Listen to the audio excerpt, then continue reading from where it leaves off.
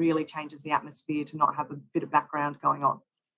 It is like a big sporting event, isn't it? Now, people would be sitting here watching you thinking, how polished is she? She's marvellous. Obviously, she's got all these shows under her belt. We've all been there. We've all fallen flat on our face sometimes. Have you got a few funny stories or funny moments you can share with listeners today who might be a bit more relieved to know it happens to the best of us? I keep a list of 20 of them, rolling tally. There'll be 30 by the end of next year. I have made so many innuendos trying to get to a point in an obscure, creative way, which is how you've got to fill out a whole day, right? So rather than saying, Jen, tell me about being a farmer, you ask a really obscure question around that to lead Jen in. So the crowd starts to go, I wonder where she's going with this. And I've said really embarrassing things to tent peggers in a grand parade with tens of thousands of kids watching, like, excuse me, sir, what's your name? And they'll say, oh, my name is James so-and-so. And I said, James, could you describe to the boys and girls in the crowd this big pole you're holding in your hand? And I've said other horrifying things to a fellow who was about to ride a camel. So we have camel races where you get locals involved at Camden Show. They all jump on you. You've got to drag it out a bit and interview all the jockeys getting on, and you've got to fill it up with like nonsense questions as they're setting up the camels to get them on. And of course, this is part of the things with shows. The camel race lasts 90 seconds, but the slot lasts 20 minutes. So you've got to really fill 18 and a half minutes with other stuff. And so I'm interviewing people and you're trying to work out who's going to have a bit of fun with you.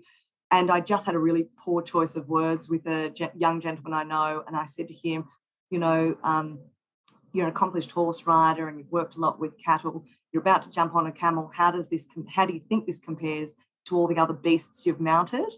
And one of my shockers recently at a major royal was at a royal show, you're so often presented with, and over 14, 15 days, you're so often presented with perpetual memorial perpetual trophy, memorial perpetual class. That you're saying those phrases, and memorial, of course, meaning someone has passed and it's in their honour, that I saw a perpetual trophy and my brain kept inserting the word memorial. It was not memorial. It was being held by the fellow that I kept accusing of being dead. And he's an older gentleman. So there are some, and fortunately, people that you can kind of get past that if you don't pull it up. And it was only my co-announcers that said, you just keep saying he's dead and he's right out there. So it goes wrong all the time, but you just kind of smooth past it and just keep moving. You just got to laugh and have fun and be as organised and polished as you can, but they know you're human and it's live. Someone once told us that Alan Jones sits in the crowd at Sydney Royal and takes notes on the announcers, and I've met Alan Jones quite a few times since. And he's taking notes. And I think, well, that's, you know, I'd love to see those notes. I'd love to know what the feedback is. But there is no journalist in Australia speaking live in front of tens of thousands of people, unscripted, with nothing really coordinated from 7 a.m. till 9 p.m. And it is a level of pressure and fun and excitement that I don't think is comparable to any other environment. It sure is. And I'm sure you've spoken about your mentors and people taking you under their wings. And I guess probably a big thing is just to not take yourself too seriously. Prepare, know your audience. But if you do make a mistake, don't let on that you've made a mistake. Don't get upset. As hard as that is, I've cried a lot off air after making big mistakes, but you've got to try to hold it together while you're at it. What do you think you could bring? Obviously, you've probably, not that we're old, but we're getting to that stage where we're now mentors for younger people coming through. Would you like to take on some mentees down the track and jump on the show circuit with you? Absolutely. There are shows so far away from where I'm based that it doesn't make sense for me to do them forever. And I would love for young people in those communities to just come and shadow me for 2 or 3 hours, no more than that. I'll hand them the mic a bit if they're comfortable to, in a way that really sets them up for success, and just let them observe how you operate. It's interesting, I interviewed Jim Callanan the other day, who's the voice of camp drafting in Australia and polocrosse. And hearing Jim do what he does is very different to standing next to Jim and seeing what he does. So I think there's a real benefit to just following someone around. And again, my approach isn't the approach that will work for everyone, but it might be interesting to see how the words that come out of my mouth get to be there, and how I go and approach someone. And there is a lot of, similar to being a journo, Jen, there's a lot of just having to bowl up to people and smile and look a bit desperate in your eyes and say, can you quickly do an interview with me? I've got sort of a 10-minute gap to fill here and I'd love to hear your story. And I'd love some young people to just say, I'd love to join you. And it's as simple as looking at my website, just lyndseydouglas.com, and working out which shows I'm at that are near you and saying, can I come and join you for, between 2 p.m. and 5 p.m. or can I come and join you in the night show?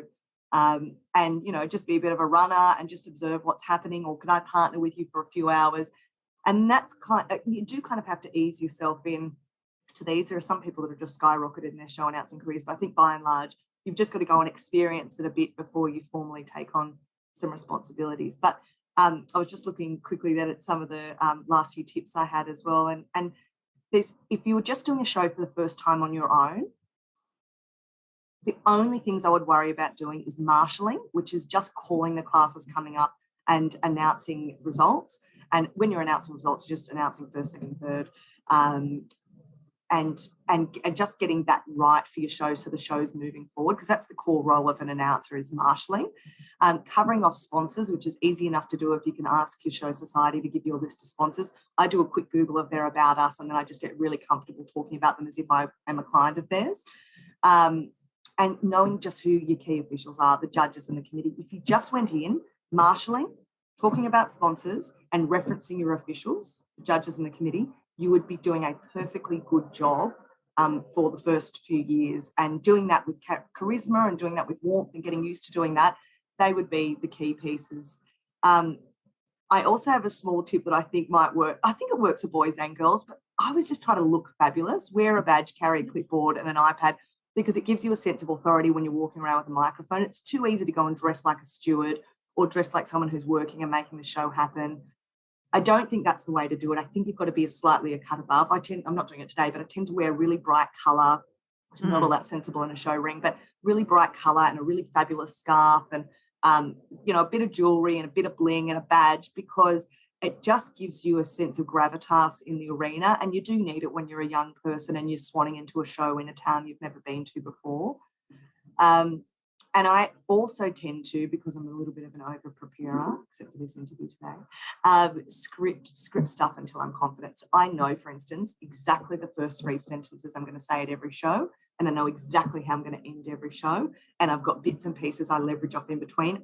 90% of it I ad-lib now, but there's key points I can just anchor back to all the time, particularly when you're thrown into an official opening, which you inevitably will be as a show ring announcer. They throw you it, and I'm telling you what, there is not one show in Australia that prepares you properly for an official opening. They expect you know who the local minister is that turns up by. I remember I stood next to the state MP at Pittsworth show, and I'd said to the show committee, all right, who's here? And we're about to go live in 30 seconds. They said, oh, so-and-so, so-and-so. And someone said to me, oh, the MP's not here. And so I leaned over to the tall guy next to me. I said, looks like your state minister didn't turn up. And he said to me, I'm the state minister.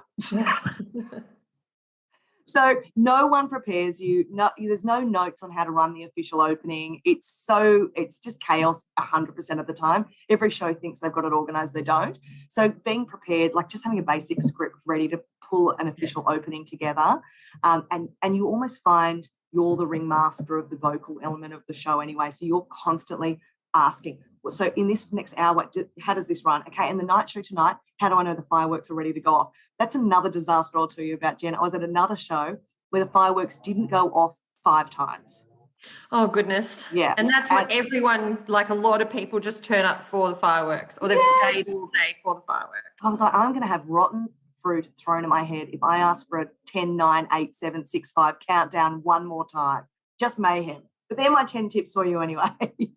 And I guess, Lyndsey, before we wrap up, you probably have a million memorable moments. Could you sum up maybe 2 or 3 for us of your favourite moments of your show announcing times? Yes, absolutely. Being on the road for 6 weeks on my own last year when New South Wales was in lockdown, but Queensland wasn't, and getting to visit parts of Queensland I would never have seen. A bunch of shows in a string put me on as their show ring announcer, and I flew into Billawheeler straight from Orange Show where it was -3 degrees. It was so cold. Flew into Billawheeler, drove to my next show the next day, which was 7 hours away, and I just lived on the road for 6 weeks, experiencing these amazing country towns full of wonderful humans, lots of great women that run these great shows in towns with 100 people or, 30,000 people. And in Queensland, shows run midweek as well. So it's just back to back to back, and you're on the road with all the same show jumpers and all the same horse exhibitors and all the same cattle exhibitors and just making great friends. There's nothing that really beats Sydney Royal. It's like being part of the most beautiful performance of agriculture coming into the city, and any moment that you get to put a microphone in front of someone being a supreme champion with their exhibit, and just the emotions so raw, really special. And the first show that ever gave me a proper run with a microphone, again as a volunteer, but gave me a run, was Condobolin Show, and they did it because they tragically lost their show ring announcer, and it was weeks out from their show. They said, "Lyndsey, you're our showgirl. Can you just come back and jump on the microphone?" I said, "Yeah, okay." They said, "We don't expect much of you, just talk." A few years ago, they awarded me a life membership for doing that, and I just thought, yeah, there's been some really great moments, and it's an honour to get to perform this role. So I'd love other people to get the same enjoyment out of it that I've been able to. And it's an alumni, really. I know you and I were both showgirls. You were a bit more successful than me at Sydney Royal, but it really is. Moving out here, I've met other showgirls, and you've instantly got that connection to people. I've since also joined our local CWA as well. So being part of the show and being involved in different aspects, no matter where you go in Australia, it ties you and it really bonds you. It's quite a nice relationship. It is. It's a huge family. It's the single largest volunteer network by hours in Australia, because most shows are run by volunteers. They're just great humans with great stories, and it's so much fun to be around them at their pinnacle event in their local community each year. Well, fingers crossed, no more lockdowns, that shows can continue on, that the drought is past for now, that there's mud puddles will hopefully dry up, and we'll take the rain over the dust any day of the week. But thanks so much for your time today here at the Show Announcers Academy, Lyndsey. It's been a pleasure to have you. And just remind people again, if they want to jump in and do this, what's their best way to get in touch? Yeah, the best way to get in touch with any announcer that you look up to. I know Tim Dreverman's open to it, Jim Callanan, Jake Smith, Carol Hukin. They're all really open to being shadowed and working with people. Just reach out to them, see what shows they're doing that are near you. But there's also a ton of shows that desperately need an announcer in 2022 and beyond. So feel free to reach out, and I can certainly put you in touch with those shows that need someone next year. And it's also a great way to see rural and regional Australia. As we know, it's such a beautiful part of the world. So that's all now here at the Show Announcers Academy. Thanks again to my guest today, Lyndsey Douglas, and of course our partners in this series, Agricultural Shows Australia, with sponsorship from the Australian Government, the Department of Agriculture and Water and the Environment as part of their Landcare, Smart Farms and Capacity Building program. We hope to see you all at a rural or regional show soon. Thanks for that.